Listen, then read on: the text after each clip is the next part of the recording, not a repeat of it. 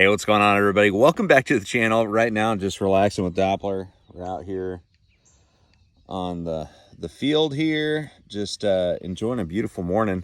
I got my Tractor Supply hat on. Shout out to Joey at Z-Man. He got this for me, and I wear it when I want to get sweaty and not mess up any other hats. But it's my work hat. It's my farm hat. But anyways, I wanted to do a video for you guys that I think is really important. You know, I get to travel around the country, fish a lot of different fisheries, you know, and really one of the things that I have to do is learn how to break down a lake quickly. Even if I haven't been there, I need to kind of understand what areas are going to hold the majority of the populations of fish. And so, you know, that usually starts with my Navionics app, either on my phone or my iPad, and just kind of, you know, searching around. And there's some key things that I see that are common between fisheries that really allow me to hone in on, you know, the most productive areas on a lake. And some lakes, it's really super obvious, and some lakes it's a little bit more nuanced and subtle. But the biggest key that I have found to finding fish quickly, or finding areas that I want to fish quickly on new bodies of water, is looking for spawning areas. If you look for spawning areas, it's almost a guarantee that there's a good population of fish that live in that area. And I'm not just talking about one little pocket here, or one little, you know, creek, or you know, one small bay. I'm talking large areas of a lake. Every lake has an area that has much more protected and shallow water, you know, the topography. So you've got, you know, a lot more suitable spawning habitat for those fish. You know, looking back on my most recent tournament on Gunnersville, one of the reasons why I think the area, you know, around the Goose Pond and BB Comer area is that there's just so much spawning habitat there. You know, I got to see when the sun really started to get out and it was real calm. I could see why those fish were there. It's because they've got nothing but spawning habitat, you know, that is protected from, you know, severe wind or currents. And so, you know, and that just is the same story across the board every place I go. You know, if I find a good spawning area, an area that has gradually sloping contours, a lot of big protected shallow water bays with hard bottom, I'm going to be finding a good population of fish. And then you can follow those fish regardless of the season, because we're not just, you know, fishing during the spawning season. You can, whoa, you all right?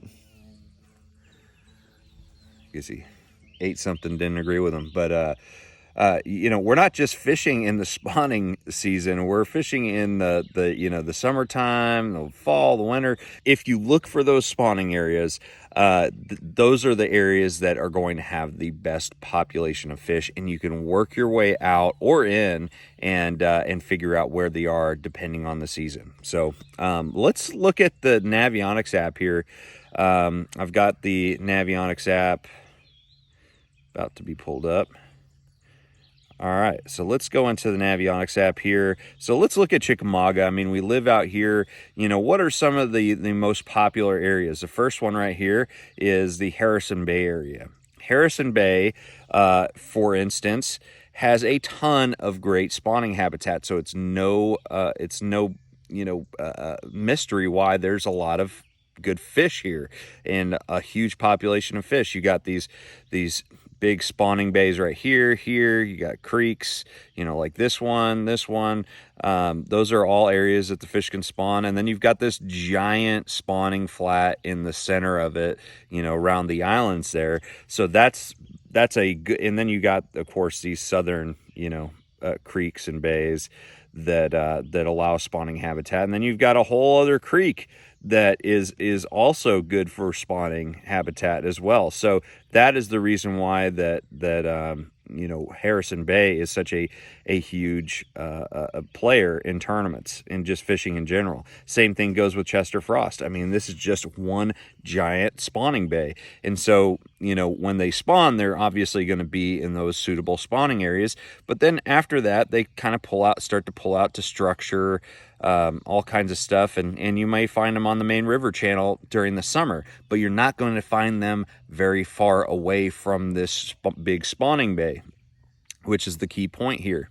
So that's why that kind of middle portion of the lake tends to be some of the best fishing, is because look at all that red. You know, this is the Navionics relief shading layer, but you could see you've got a lot of that red that denotes shallow water.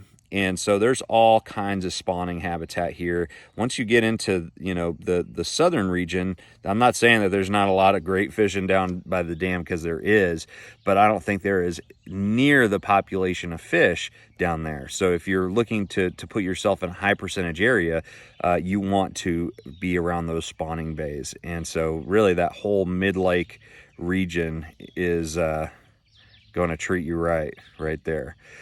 All right, so let's go to another lake here. Let's go to Dale Hollow. Why not? All right, so Dale has much steeper shorelines on it,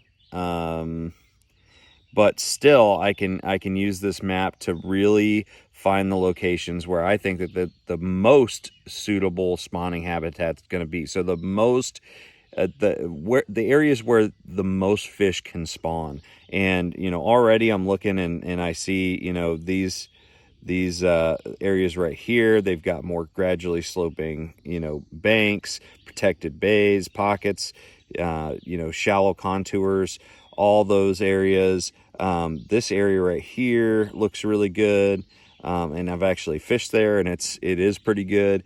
And you know, just looking at it at a glance, I can look at those areas that I know have the best population of fish, the biggest population of fish, just by looking at the spawning areas. That doesn't mean that you're not going to find better areas on a lake that really don't have that much suitable spawning habitat. But if you're going to a lake, the number one thing you want to do is put yourself in a high percentage area to kind of get things going, for you to start figuring things out. And so putting yourself in those spawning areas is going to be a huge key. And then you can kind of work your way out from there.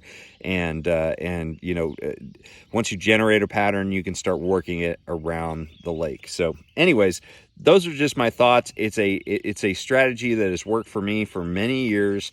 And so that's why the Navionics app is such an important tool for me going to a new body of water. But anyways, thank you guys for watching. Make sure you like, share, subscribe.